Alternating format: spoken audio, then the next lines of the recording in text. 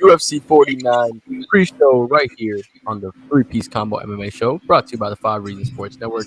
I'm your host, Johnathan, aka Three-Piece Combo, and I'm joined by my co-host, as normal, Mr. Johan Blanco, and you can find him on Twitter at Blanco Fights. But let's get right into it. We have an epic main event. We're really going to see potential future lightweight champion and Khabib Nurmagomedov prodigy, Islam Makhachev, taking on King Bobby Green, who's stepping in on short notice for Beneil Dariush, stepping in only off of his 2 weeks 2 weeks ago performance against Nasrat Haqparast. So he pretty much just stayed in camp for the last 2 weeks.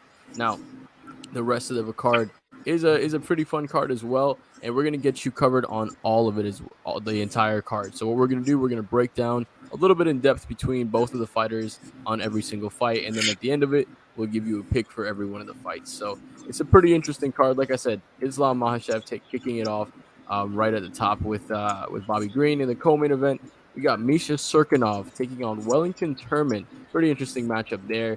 Ji Yeon Kim is making an appearance as well. We're going to got Armand Sarukion taking on Joelle Alvarez. Somebody's two's got to go. Armond Petrosian taking on Gregory Rodriguez. And in the prelims, there's a couple of fighters.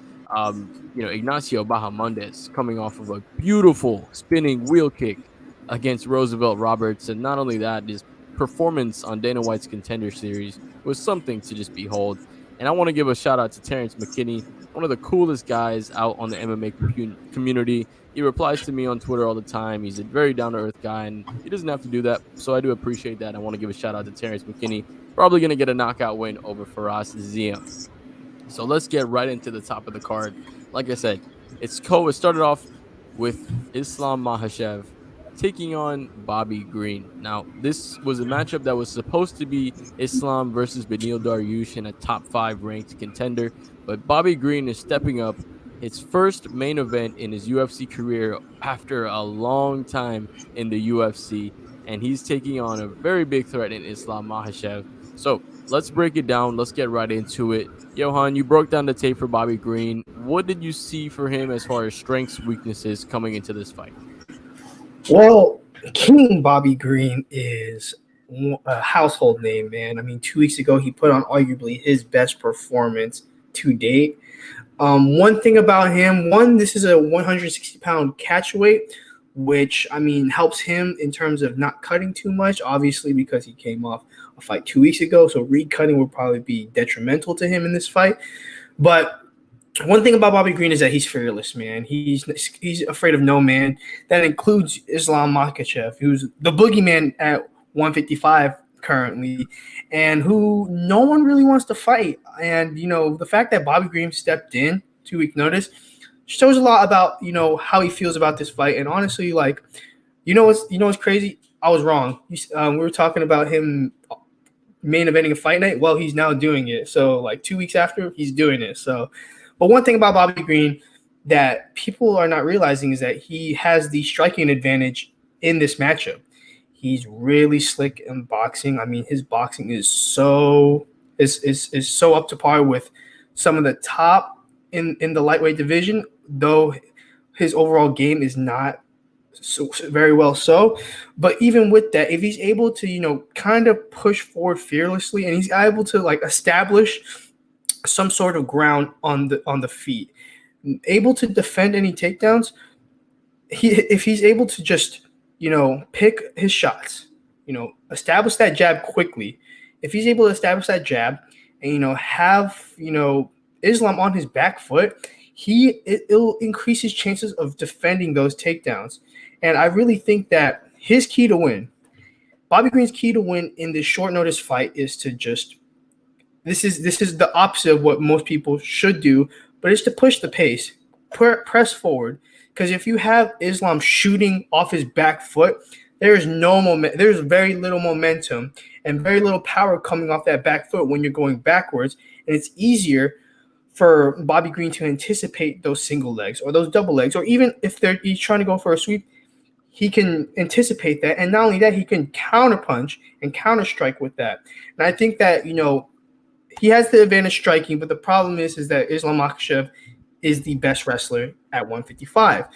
And right now, the odds are not in his favor at all. The odds are not in his favor. But if he's able to, if he doesn't push back, if he doesn't go backwards and let Islam gain distance and establish his ground and control the octagon, he might make it difficult for Islam. He has to keep it on the feet. Definitely, for sure, he has to keep it on the feet. Islam is, he's been improving on his striking, but he's still not on Bobby Green's level. If he's able to push him back, keep him backpedaling, and it'll be easy for him to just defend the takedowns and also establish a striking game throughout the fight.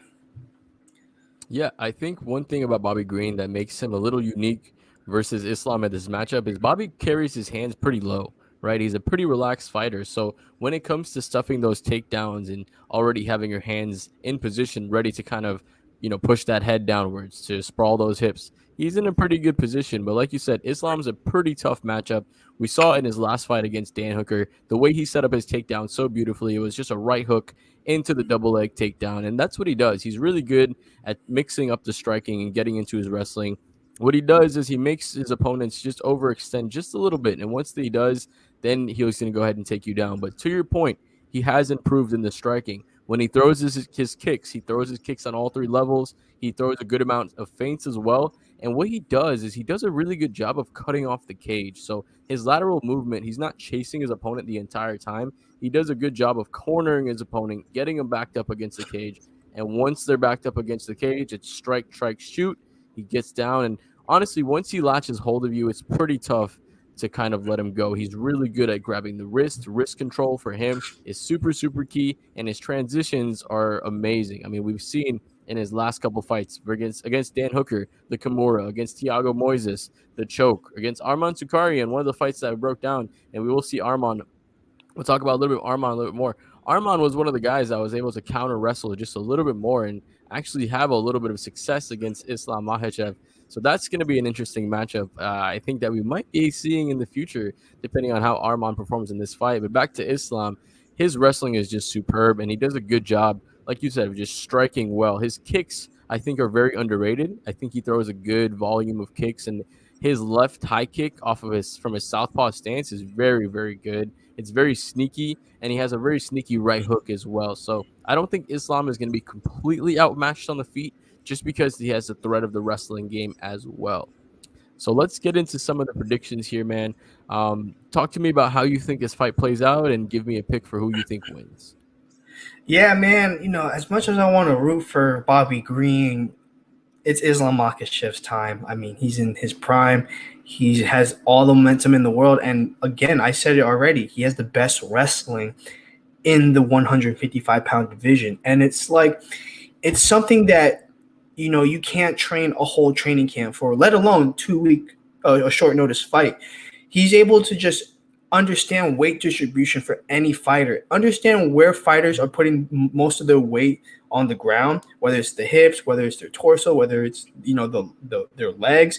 He's able to put pressure there and pretty much immobilize any opponent on the ground. And what that does, it kind of sets up everything. Every transition that he does, it sets it up because they're already stilt as it is, and they can't move because Islam has already trapped where most of the weight is coming.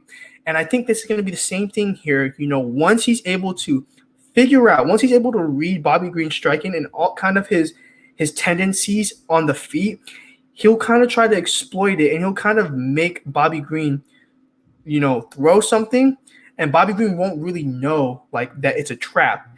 And once he traps Bobby Green, it is all over, because once he gets on the ground, Bobby Green will get so tired. Even if he makes it past the first round, Bobby Green will get so tired being on the ground for 4.5 minutes, 4 to 5 minutes, that it'll be Islam's game for the rest of the fight. And I think this might be a submission in the second round. I think so. I think this is a perfect showcase for Islam, just because Bobby Green's wrestling and his takedowns have not been showcased as of late, but even if he's not in the upper echelon in terms of takedown defense and takedown defensive percentage.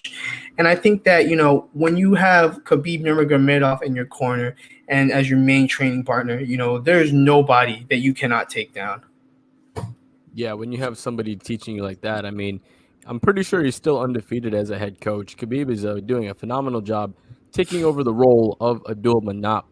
So I'm gonna go right there with you. I do think Bobby Green has a little bit of success in this fight. I think the jab is gonna play a big part. I think him keeping his hands low and just being such an unorthodox fighter is gonna be something that plays out to his benefit. But yeah, I do agree with you. I think at some point in this fight, Islam is going to take Bobby down. Bobby is not going to be able to get back up because let's face it, most high level wrestlers can't even get up against Islam Makhachev. So somebody like Bobby Green, who's mostly a stand up fighter, is going to have a tough time getting back up. I do see him lasting a little bit longer. I want to shout out Alex Buchanan, I believe, on Twitter. The only person to finish Bobby Green in the UFC has actually been Dustin Poirier. The other three finishes has been before his UFC career. So the last time it's been a good minute. So for him to be submitted would be a feat on Islam Makhachev's resume as well. I'm going to take Islam Makhachev. I think Bobby Green survives a little bit longer. I see a third round submission for Islam. Now let's get into this co-main event because the co-main event is a little more fun than I thought it was going to be. We have a couple of interesting fighters. Misha Cirkunov just taking on his second fight at 185 pound division, taking on Wellington Turman, who's coming in.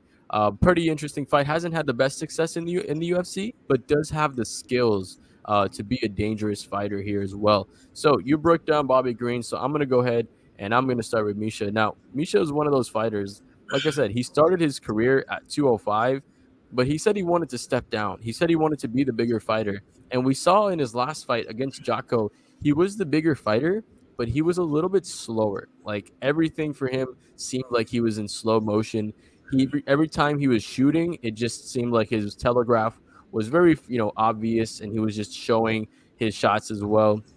He does have a decent, nice lead right hook, and of his last 10 wins, all of those wins has been in a finish. But unfortunately for him, he hasn't won in his last couple fights. A split decision loss, like I said, to Jocko, and then a first round KO loss to Ryan Spann.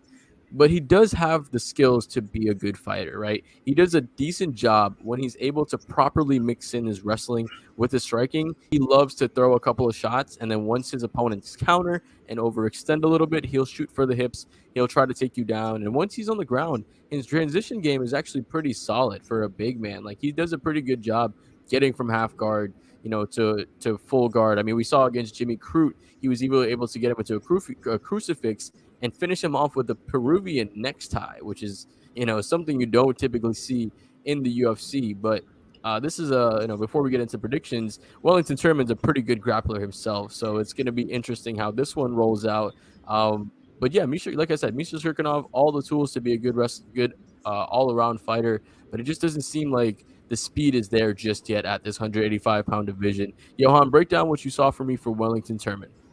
Yeah, well, I agree with you there. He is Wellington Turman is a very good grappler, and one thing that I noticed when breaking down film is that he's an aggressive grappler. So when he's on top, he puts a lot of pressure, and he immobilizes the breathing of his opponents while he's smothering them in terms when he's doing transitions and stuff. He's a very powerful guy on the ground on top. He's very aggressive. When it comes to transitions, when it comes to submission attempts, it's an aggression that's always looking for the finish.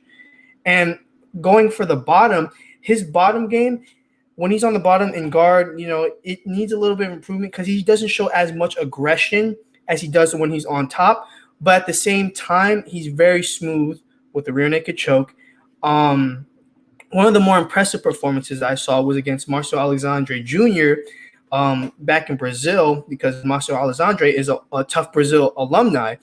And the way that he was able to tap a Tough alumni, that quickly, was very impressive to me. His striking is still improving. I would say he's trying to get a little more creative and stuff like that, but yet he is still raw and he still needs a lot more polish. I think that if he's able to establish his takedowns and establish a top ground game, fast in the fight, it might open up some opportunities in his still improving striking game.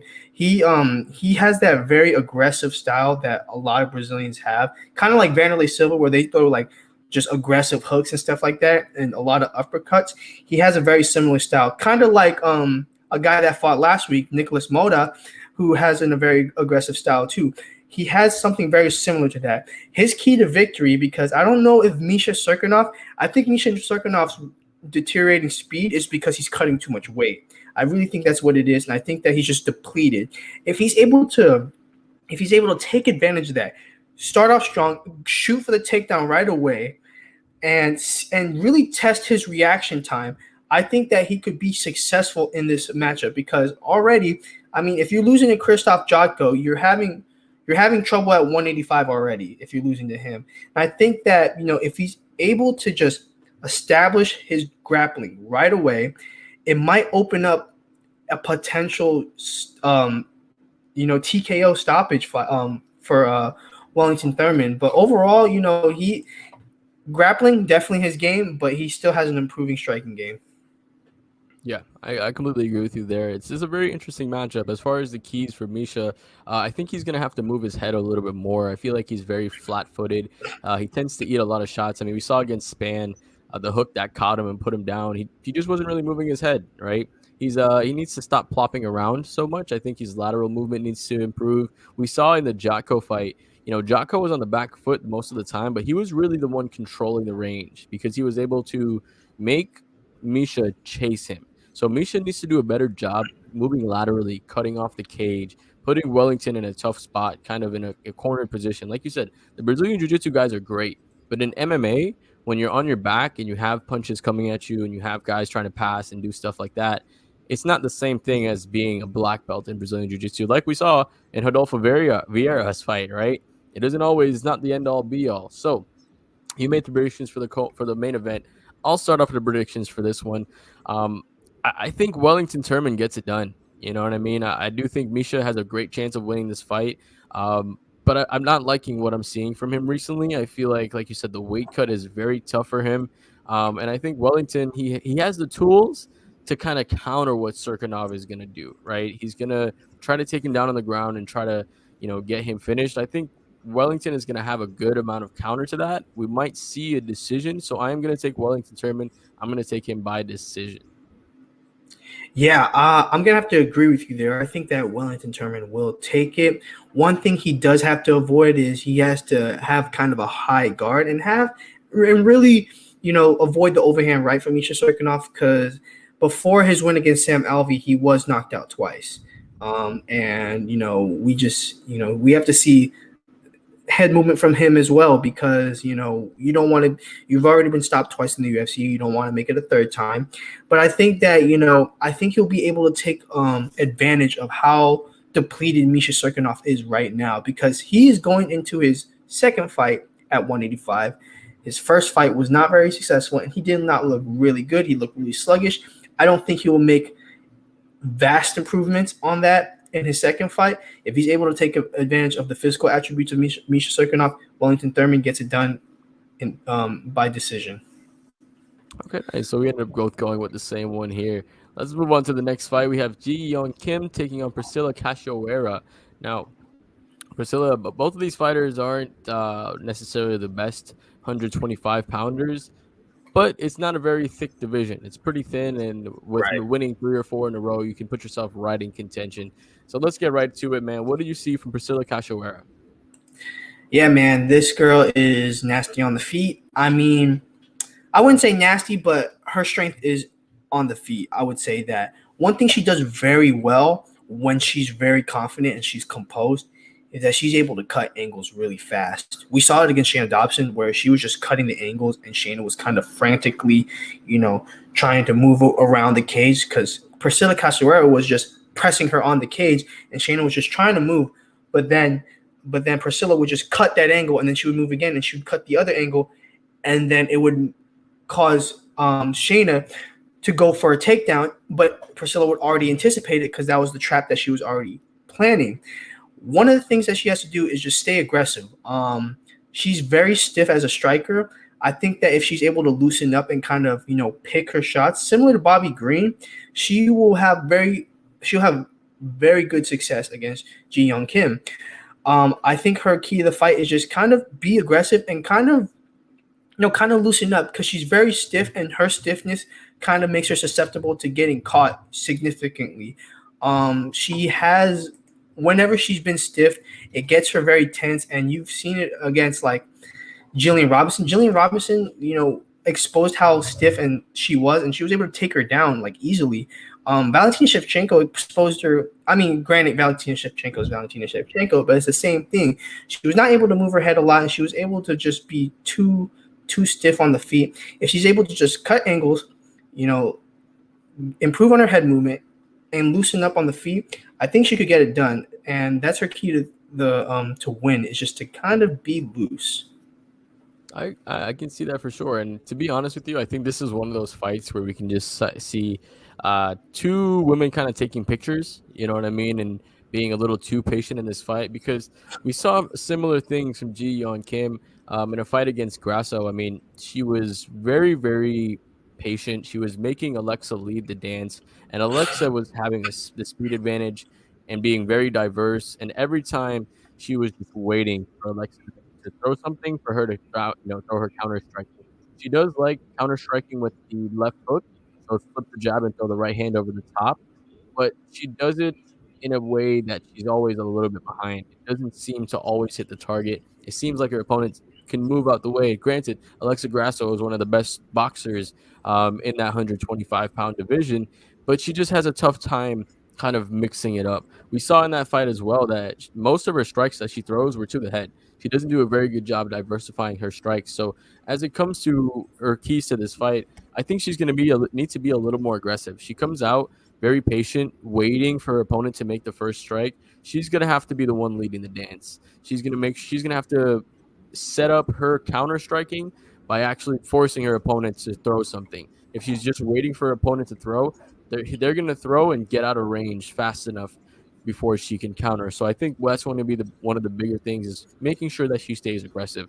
The second thing is that make sure that she's cutting off the cage as well. We saw Alexa was able to move very, very well, and I think we see this is a common tendency from elite fighters to non-elite fighters, is the ability to cut off the cage and kind of trap your opponent into a position where they have nowhere to go. And like you said with Shannon Dobson, once you have nowhere to go, you kind of become a little more panicked, and you don't have the same mental fortitude when it comes to wrestling and keeping those logistical thoughts in your head. So I think Ji Yeon Kim is going to have to do a very good job cutting the cage.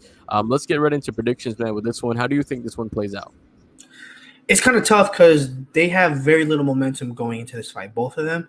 They're both coming off losses.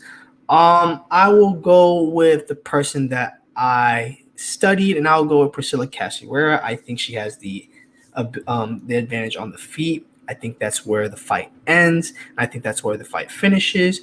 So I think that Priscilla Casuara, I'll go a decision. I'll go a unanimous decision on this one. I think that she'll cut the angles like she did against Shannon Dobson, and she'll have very success on the strikes. Yeah, it's a very interesting matchup. I'm gonna actually pick the person that I went with. I think Ji Yeon Kim. She does have some of the skills that you want to see at 125 pounds.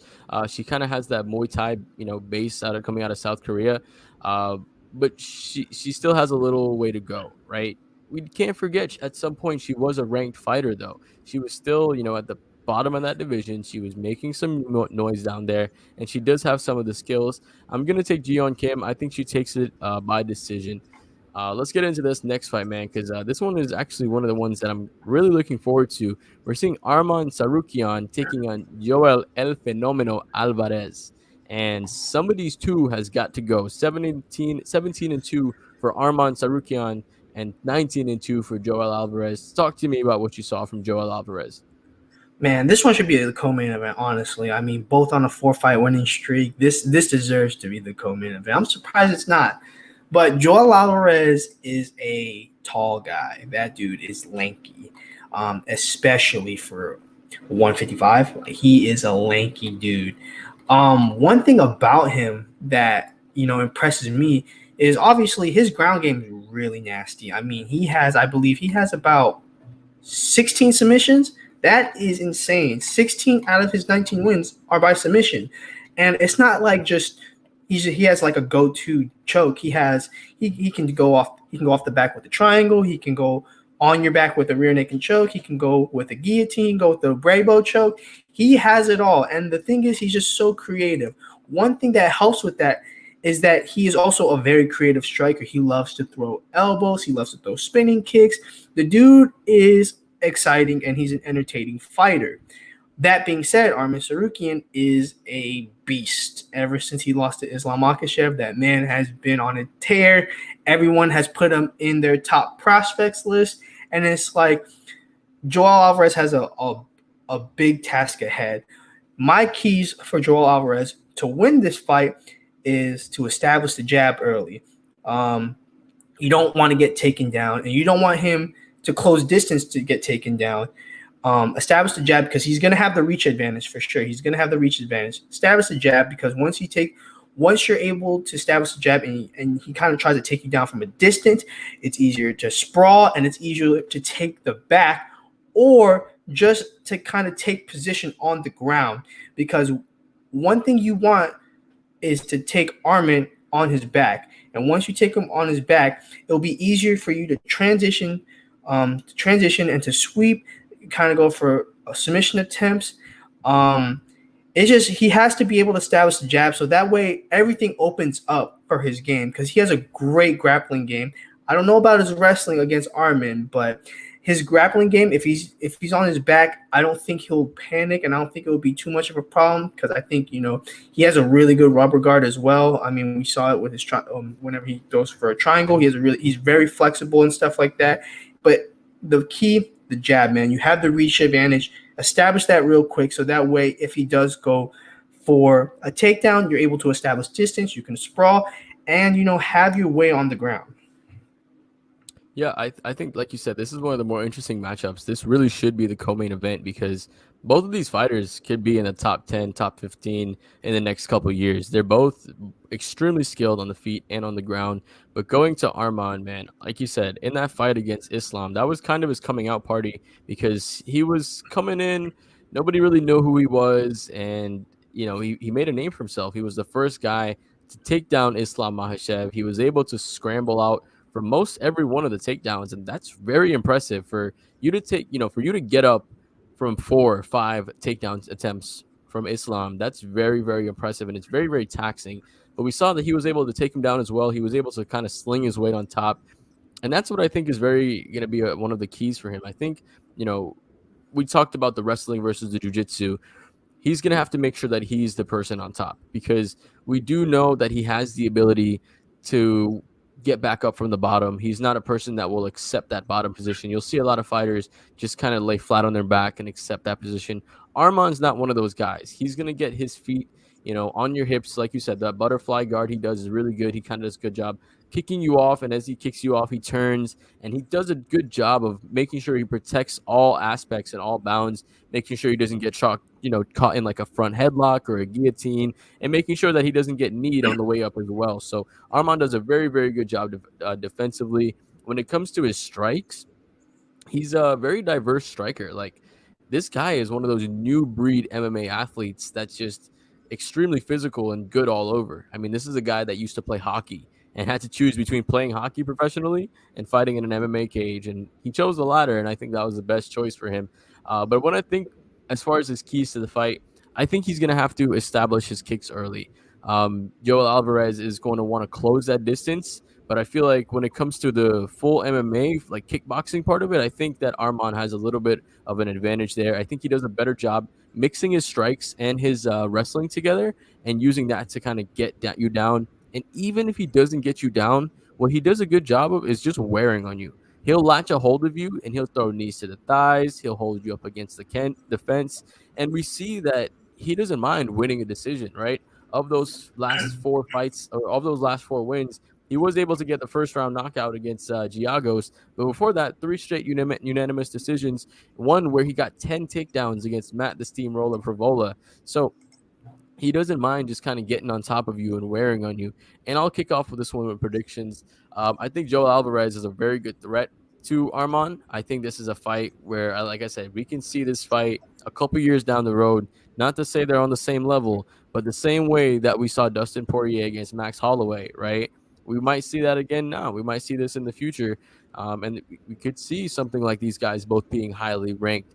But the reason I think Armand gets it done is Joel Alvarez is very good at his submissions, but I give the wrestling edge to Armand. I think his ability to control and just be heavy on top and just have that position, not necessarily go for submissions, but just be in a controlled top position is a little bit better. I think his strike diversity is a little bit better, and I think that he's going to be able to win a decision. Just because Joel Alvarez is experienced off his back, he'll keep himself in the safe position. I think he wants. I think he gets a. I think he gets a decision win. Armand does.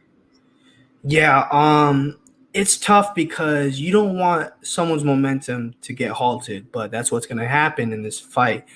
And I have to agree with you. I have to go with Armand in this one. One of the reasons why is Joel Alvarez's last loss is to Damir Usmagulov. Damir Usmagulov is a high-level wrestler. Armand Sarukian is also a high-level wrestler. And I think that if he's able to just establish it real quickly, I think that I won't say that it'll be the end of the world for Joel Alvarez, but I think he'll have a hard time just like he did with Damir. And I think that if he's able to, just maintain ground control and control time, that's gonna cost Joel Alvarez the fight. And Armand's just a guy that has been on a tear.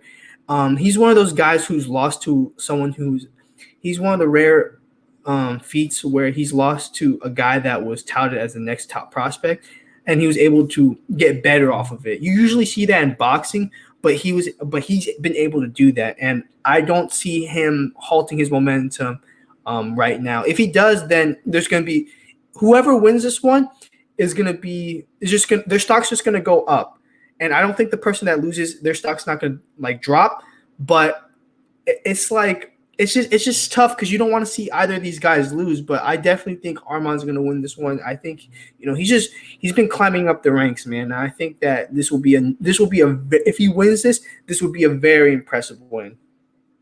Yeah, either way, it's going to be an impressive win. Both these guys are probably going to be cracking that top 15 very, very soon. So regardless, we're going to see the birth of a new contender. And for the other fighter, I think it's just going to be a minor setback. I think they'll probably get back on a decent win streak after losing this fight for either fighter. Both of us taking Armand Sarukion in this one. Next fight up, and it's the opener for the main card. We got Armin Petrosian taking Gregory Rodriguez. Now, Armand's coming in, Armin, I should say. We got Armand, then Armand.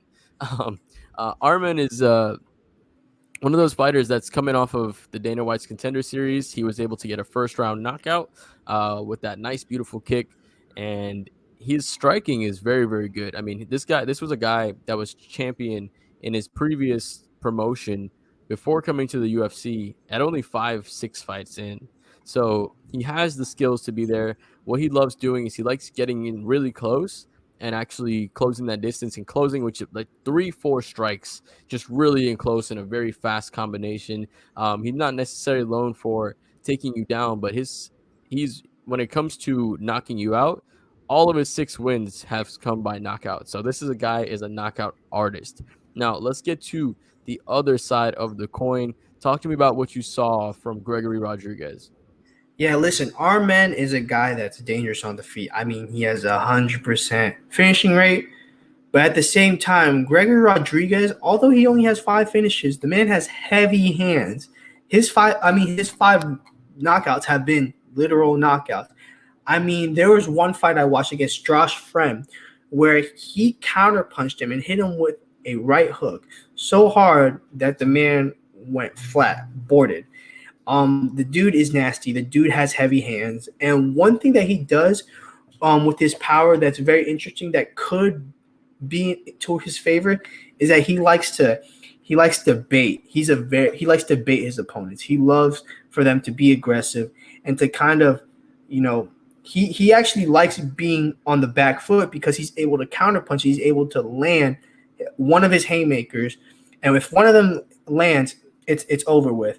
He's a really good counterpuncher. I wouldn't say he's like a great counterpuncher, but I think he's good enough to where he's able to just, if he's able to catch you, it's over with.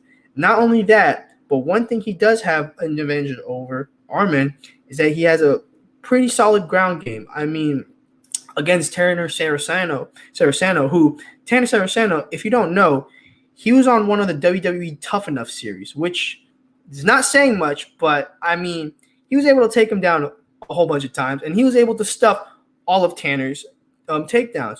So he has a solid takedown defense, and he has a solid ground game.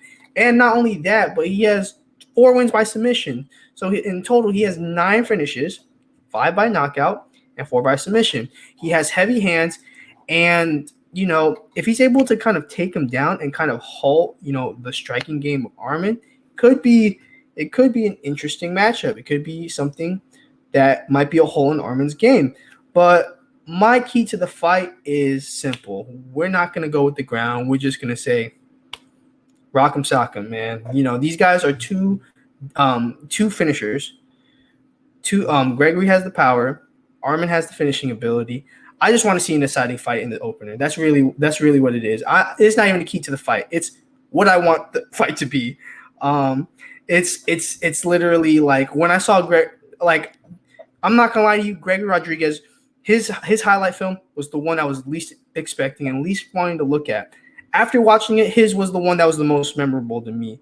And I think that, if this fight, is anything like I've saw in his highlights, this is going to be the fight of the night.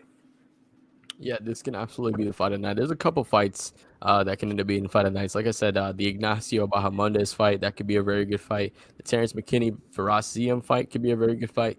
This is another good one because you have 2 guys, like you said, heavy hands. Armin puts down people just as well. Like I said, 100% finishing rate out of his 6 wins, 6 knockout wins. But Gregory Rodriguez is the more well-rounded fighter. Give it to me, man. Who do you think gets it done? Ooh, this one's tough because I was really impressed by Gregory Rodriguez's highlights and his film while studying, but I have to go with the man with 100% stoppage rate. I mean, I can't. It's the hype train, man. He's part of he came off the Dana White Contender Series.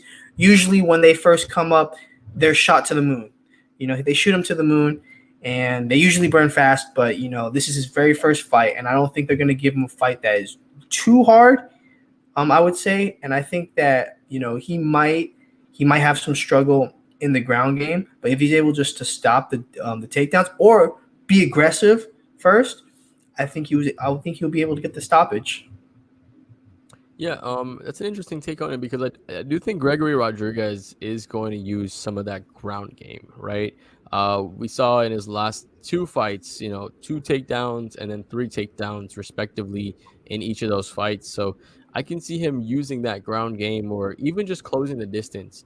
This is a guy, in Armond Petrosian, of his 6, knockouts, most of them have come pretty much in the first 3 rounds, if it's not a title fight. And his last 5 have come in the first 2 rounds. So what you want to do is you want to wear on those arms. You want to just, make them hold your weight. You want to build up that lactic acid in that muscle. So I think Greg is going to do a good job of just weighing on him for a little bit and trying to take him down just once or twice to wear him down. And then Armin, once he kind of gasses out a little bit, we're going to see Gregory Rodriguez get the win. I think we do see the hype train get derailed a little bit early.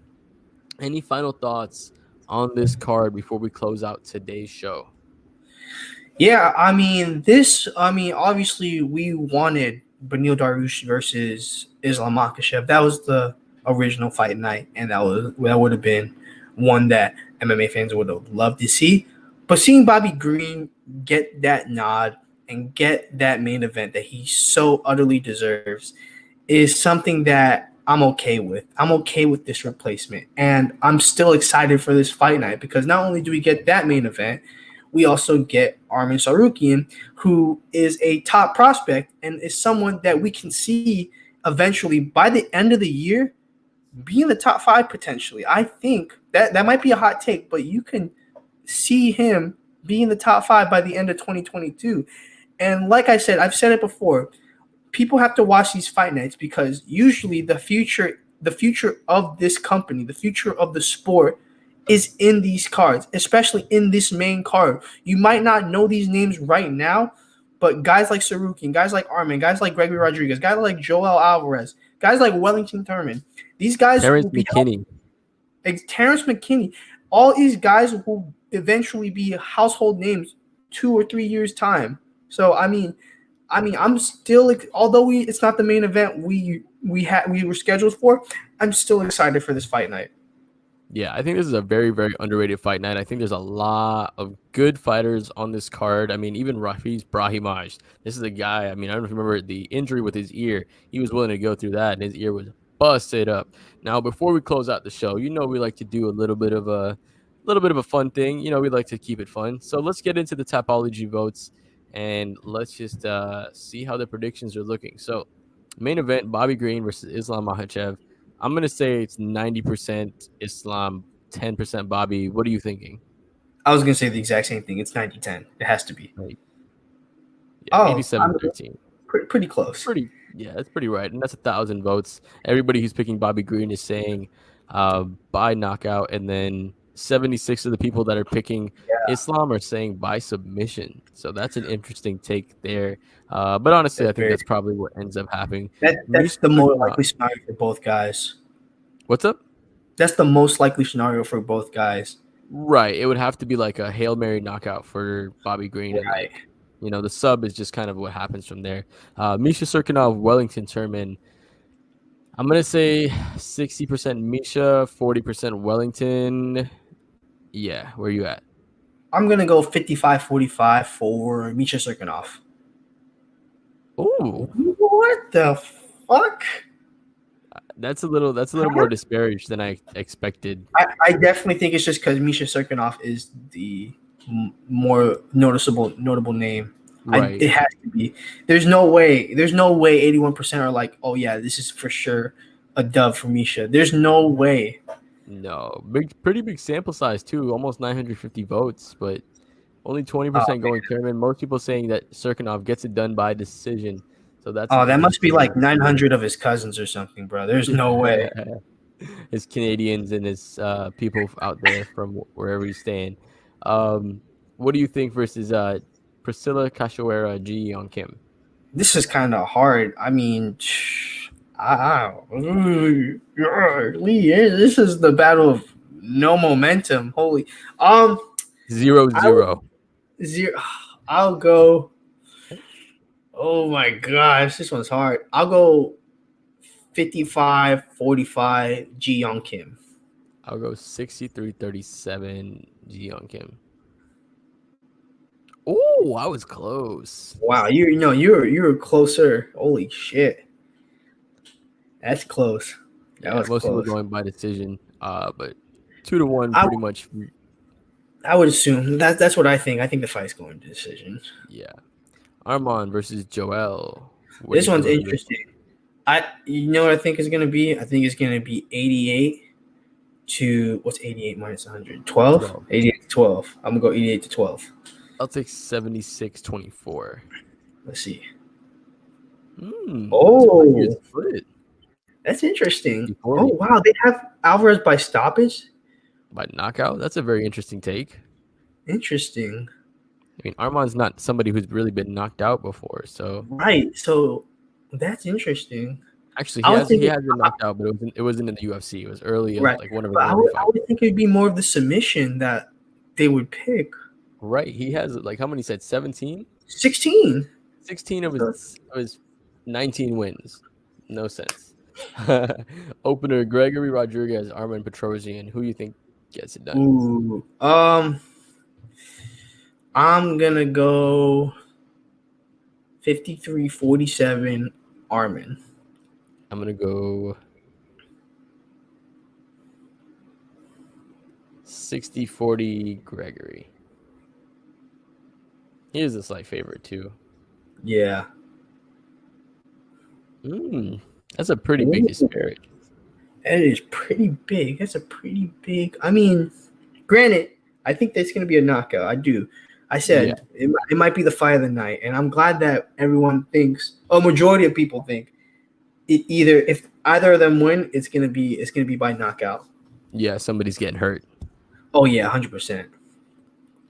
So, before we close it out, my man, any final thoughts on the card? Any sleeper fights on the prelims? Anything else before we close this out?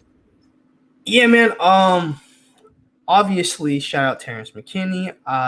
We always have to spotlight that prelim fight. Again, I'm really excited for this fight night. Anytime we do these shows, I get more excited about the fight night because we're able to go in depth about each fighter and have a real understanding. Then when fight night comes, we get to see if they implement a game plan that's How it successful, plays out.